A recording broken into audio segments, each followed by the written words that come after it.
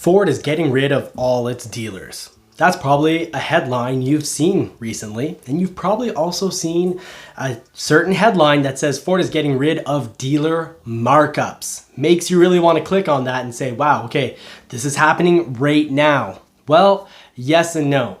Yes, finally, there is advancement, and well, dealer markups for one section of Ford are definitely going away. However, that's not final right now. It's not going to be across all the board immediately. This is going to be for the EV. So Ford Blue, the ICE or internal combustion engines, are going to continue to have some markup, but what's going on right now does show that Ford has a plan to actually have all its vehicles sell at non-negotiated prices. However, the immediate action is going down on the EV side of things. So I was talking about this many months ago, and now let's just really put it to rest. It is clear that Ford is working very hard to get rid of dealer markups, and yes, they are starting with the EV section first. And dealers are either going to have to opt in or opt out. Now, Ford will not be buying out dealerships and closing them down. They're not going down that route.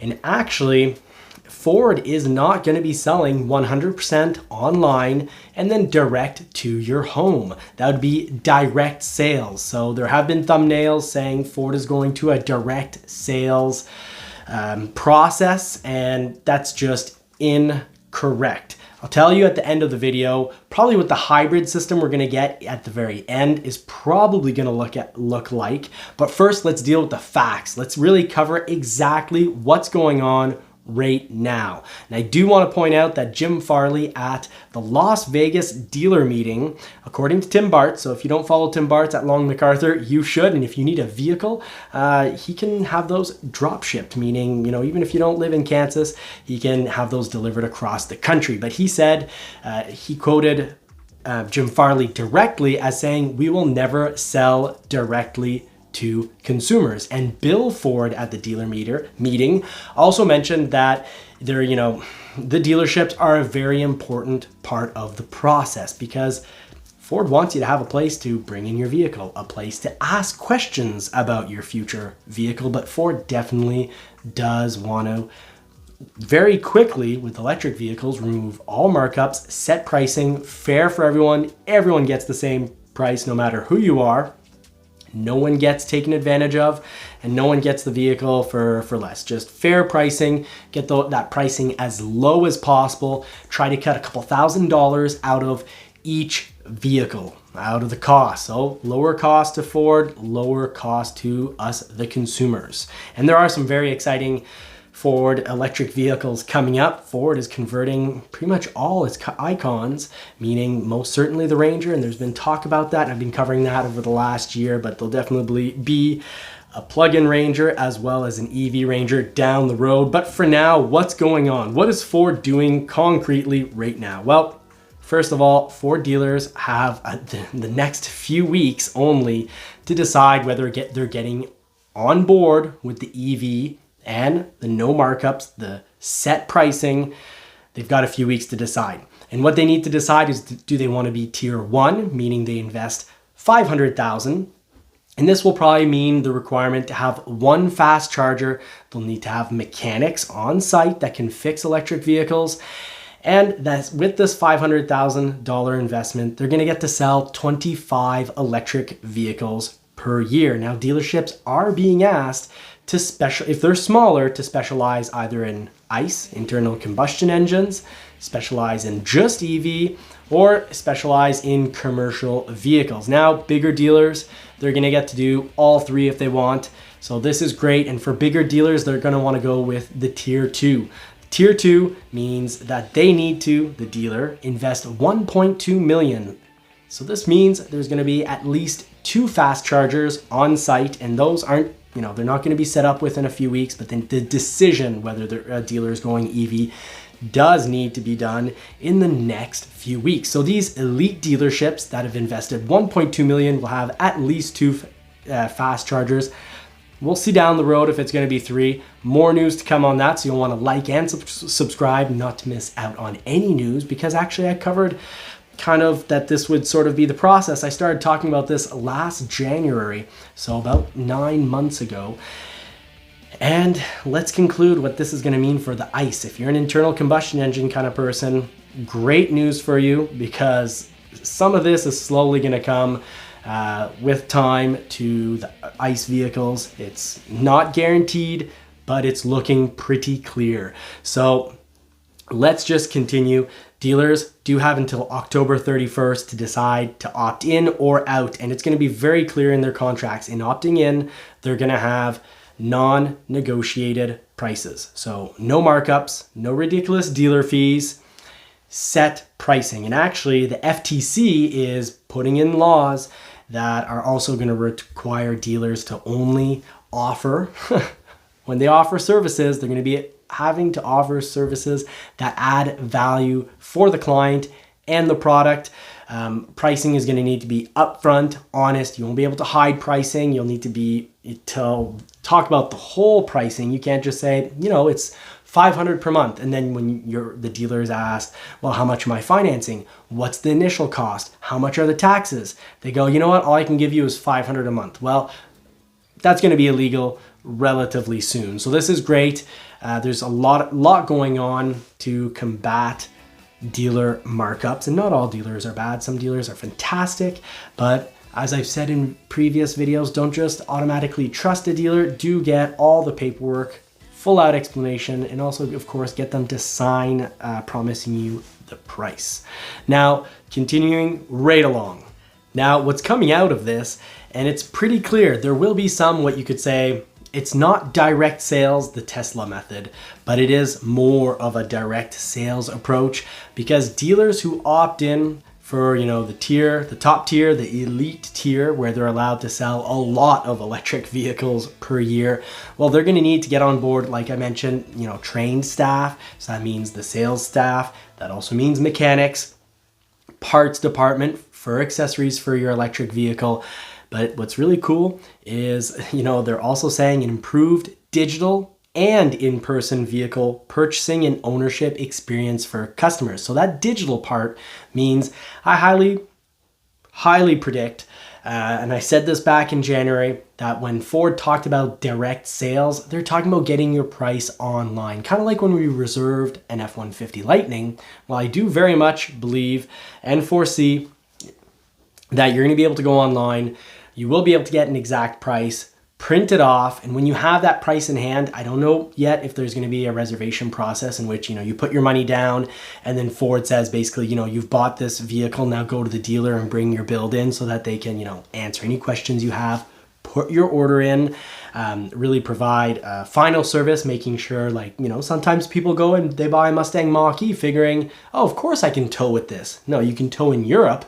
You can't tow here. So there's always important things that, sometimes we miss as consumers. We can't possibly know all the information. It is good to have a second person who's trained. So Ford is making it very clear, dealers who opt in are going to have properly trained staff. So that's great.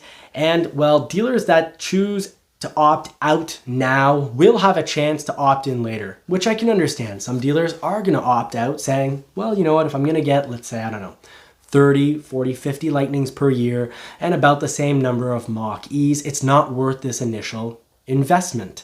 Or even for $500,000, you get 25 electric vehicles for the year. Some dealers might say right now that's not worth the investment. But then in 2027, when more electric Fords are out, what's great is those dealers can then opt back in. And let's do hope that price increases on these batteries, on lithium batteries, either goes down or that new battery technology comes along, because right now battery technology, the lithium batteries have gone up by about 1,000%. The cost has gone up tenfold, making the future of electric vehicles, at least from lithium ion batteries, a little uncertain. And it does worry me because demand is only increasing, meaning the prices on lithium batteries could continue to increase, making these no longer sensible for the consumer to buy. Now, I do know that Ford is working on different batteries, so I think we're going to have some very exciting things coming along.